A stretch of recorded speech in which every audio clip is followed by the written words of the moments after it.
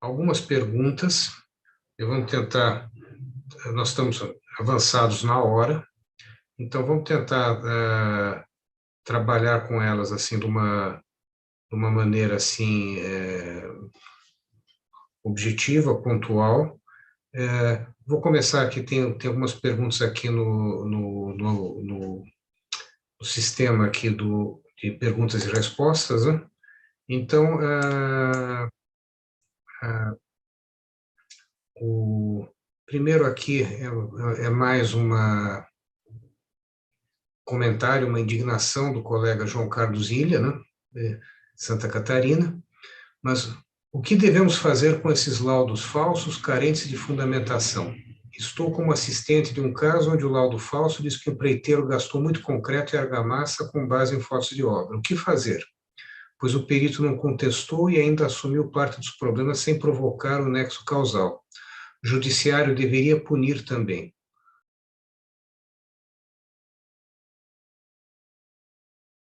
Laudos falsos aí isso tem muito aí nessa indústria de ações judiciais aí, onde eles produzem um laudo, fotografam um problema de uma unidade e replicam esse laudo. Replicam. Então, entra assim uma série, 120, 150 ações, assim, 120, 150 ações com o mesmo laudo. O mesmo erro de português que tem num laudo, tem no outro laudo. E tem problema até de falsidade nas fotos. Isso tudo, estou falando, tem um material da CEBIC, que é vasto nesse sentido, onde se prova que a foto de uma fachada foi alterada, enfim, de um para outro processo. Então, quer dizer, a providência aí é criminal. É criminal. Tem uma denúncia nas entidades de classe, no CREA, que a gente sabe que não tem uma efetividade, não chegam a assustar ou a punir como deveriam os profissionais. Isso não é só prerrogativa do CREA, outras entidades também são assim, mas e tem o lado criminal. Laudo falso tem que se fazer denúncia na delegacia, BO, boletim de ocorrência, apurar se é falsidade ideológica, e se não se tomar essas providências mais severas, a coisa vai continuar campeando por aí. Eu tenho uma pergunta da Andressa Daniele Filgueira. Boa tarde, a abordagem está extremamente rica, excelente apresentação da Flávia e do Nelson, muito obrigado. Fiquei apenas com a seguinte dúvida. Quando os reparos, manutenções já forem executados, é tecnicamente correto ter ambas visões complementares em um laudo pericial? 1. Inspeção predial referente ao estado de conservação, manutenções e classificação da anomalia através das imagens. E 2, perícia e embasamento técnico para apuração de nexo causal?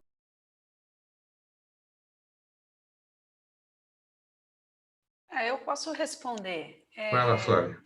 Na verdade, assim, não se deve misturar nunca a perícia com inspeção predial, né? Então, assim, numa inspeção predial, se você observa que já foram feitas ações de manutenções, você vai analisar isso no documento da manutenção, que é intrínseco da metodologia de inspeção predial, para poder verificar se tem algum procedimento ali que ainda precisa ser melhorado, que pode ter ou não alguma falha de periodicidade, de execução, ou algum procedimento que está sendo executado indevidamente, que não atende às normas que pontuam manutenção, você está entendendo? Ou até mesmo que dispõe manuais e etc. Numa perícia, se você se depara com atividades corretivas já realizadas que têm a ver com a manutenção, também você vai ver se essas atividades foram feitas adequadamente. Porque se não forem, obviamente vão ter ali perdas de desempenho que você vai pontuar como falha de manutenção e que não tem nada a ver com vícios construtivos, o que é muito importante na perícia distinguir essas coisas.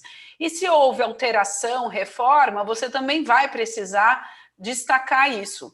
Então, assim, Dentro dessa pergunta, pelo que eu entendi, primeiro, nunca se mistura questão de inspeção predial com questão de perícia, conforme a gente muito falou aqui nesse webinar. E quando você se depara com ações corretivas executadas nas edificações, se você tiver numa inspeção predial, tem-se uma abordagem.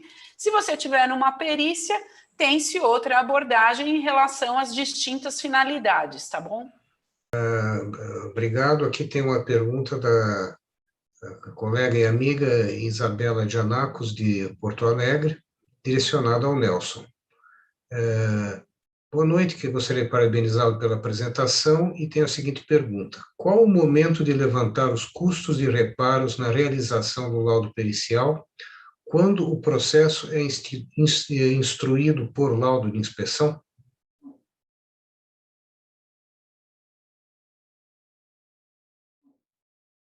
Pois não.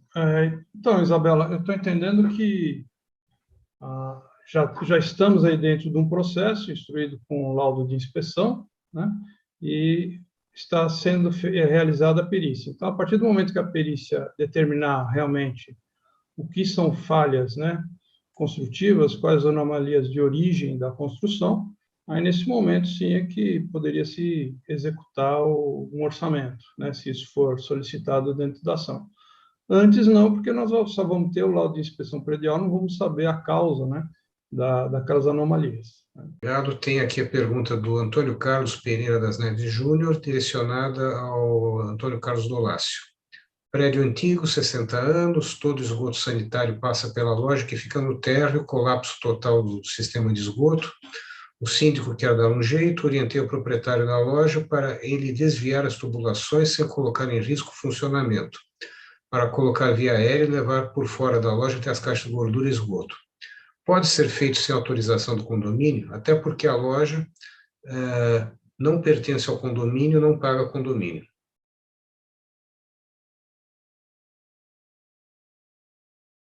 Boa noite. Não consegui entender direito aqui o questionamento, né? Quer dizer, a loja não faz parte do condomínio, não paga condomínio, mas ela pertence à mesma edificação, né? Eu entendo aqui que você está numa situação em que você pode até tentar levantar aqui as questões da própria norma de reforma e pedir planos de intervenção. Agora, essa questão, se você vai passar, se o seu esgoto passa por essa loja, você tem que ter autorização para mexer, né? Não vejo como não conseguir fazer isso sem autorização. Não sei se era exatamente esse o questionamento. Eu acho que a pergunta é se precisa autorização do condomínio, na medida que a loja não pertence ao condomínio.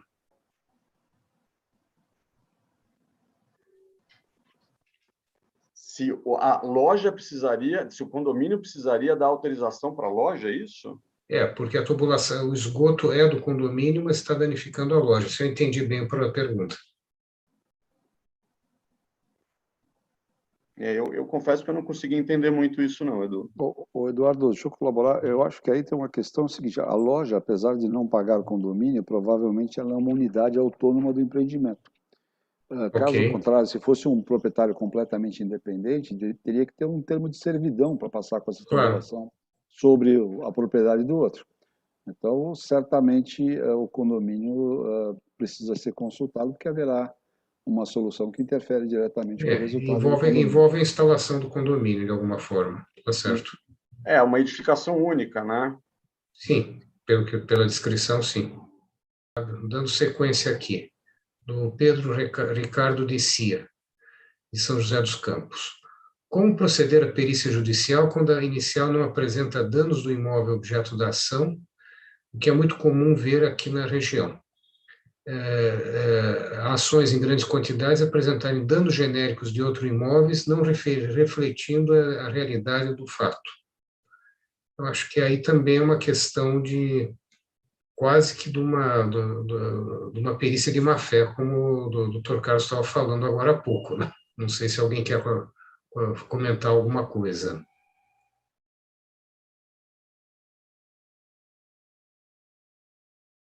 Bom, eu gostaria de só dizer o seguinte, se uma situação dessa chega à perícia e não, antes dela não houve nenhum outro tipo de saneamento, sendo bem objetiva no fato da prova, como veio a pergunta, infelizmente vai ser o perito judicial que vai ter que sanear isso, e ele vai ter que ter muito bom senso e muita técnica para observar que o que está disposto na inicial não é identificado no objeto da perícia, e vai ter que dizer isso no laudo. Não é? Se antes ninguém contestou e chegou a vias de fato da prova, quem tem obrigação de sanear isso é o perito judicial, informando que inexiste o problema demandado e que sequer aquela foto reflete o lugar, né? E aí depois, se quiserem os advogados entrarem com outras ações e medidas que com o uso da prova, sim, mas o perito vai ter essa obrigação. Um comentário do Jefferson Douglas Lima. Devemos, no final do laudo de inspeção predial, colocar uma observação para que na justiça se faça uma perícia?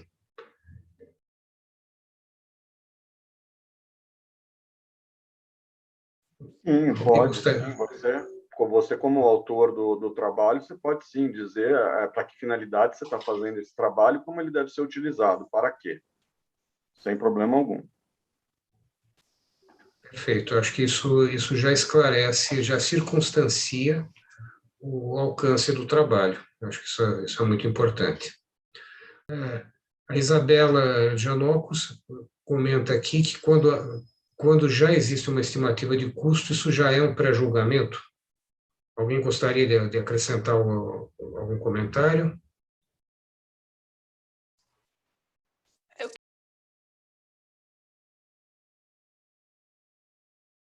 queria dizer que sim, se na inicial ou num laudo preliminar existe essa estimativa de custos, é porque esse trabalho preliminar chegou a alguma conclusão e que às vezes não é fundamentada dependendo da forma como foi detalhado e desenvolvido, né? Então, sim, quando tem uma estimativa de custos já anexada a um laudo preliminar, ele está reforçando uma tese ali sustentada por uma parte, e evidentemente a perícia vai ter que sanear isso e achar aí a fundamentação e trazer aí a verdade dos fatos e os custos corretos. Tem aqui do colega Luiz Éder de Santos. Orçamento em perícia judicial deve ser feito em ação de liquidação de sentença ou pode ser feito em outra ação, por exemplo, obrigação de fazer? Isso não pode induzir o juiz?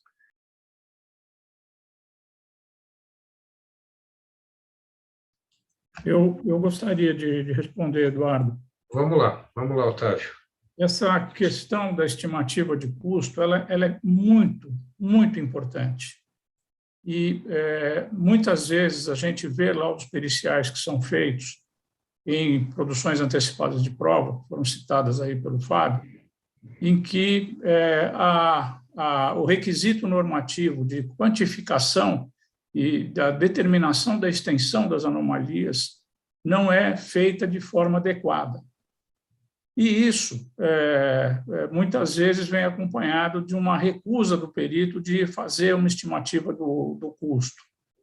Essa estimativa, ela, primeiro, deve ser feita no momento da perícia, dessa perícia feita na cautelar antecipada de prova, ela deve estratificar esses custos de acordo com as respectivas origens das anomalias que foram identificadas, de tal forma que, ao examinar eventuais responsabilidades, esses custos possam ser sopesados de uma forma adequada, sob pena de, numa ação principal, ser praticamente impossível você fazer a precificação desses custos de reparação, porque possivelmente isso pode ser feito por um outro perito que não tem ideia da extensão das coisas, e você pode caminhar isso para um desfecho absolutamente desequilibrado, usualmente para o construtor.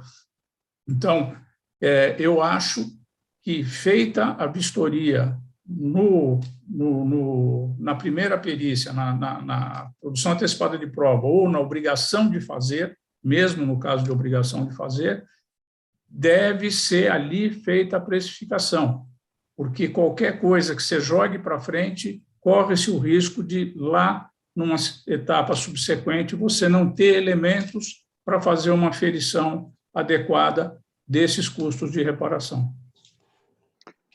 Eduardo, se você me permitir só um complemento, Por é favor. muito comum as construtoras optarem pela obrigação de fazer em função de um mau orçamento do perito judicial, ou seja, ele cria um orçamento muito superior àquilo que a gente entende que é razoável para se executar.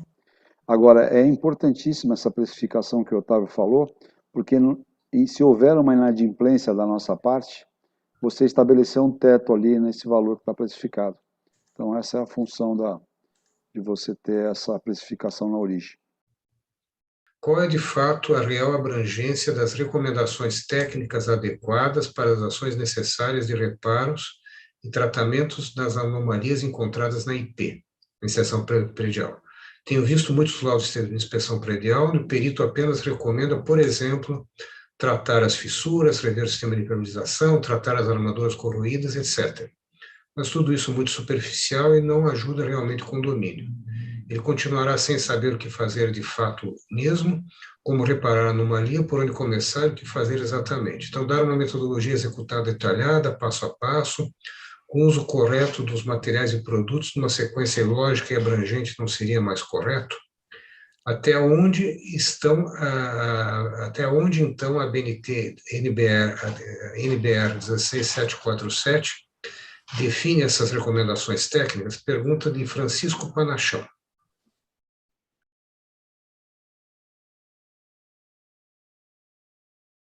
Olha, Francisco, as recomendações técnicas na inspeção predial, elas são orientativas, elas não são especificações.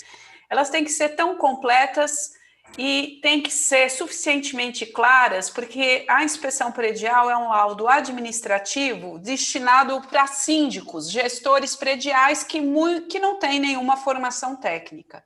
Então, ela deve se remeter a itens de normas e procedimentos que já estão consagrados em algumas normas que têm esse capítulo de manutenção, por exemplo, existem várias que têm, ou as práticas de mercado. Agora, ela não entra no mérito de um memorial descritivo, né? Ela não entra no mérito de entrar a dizer quais materiais, quantas camadas, que tipo de desempenadeira, qual a especificação de uma argamassa e coisas assim que tem a ver mais com uma especificação técnica.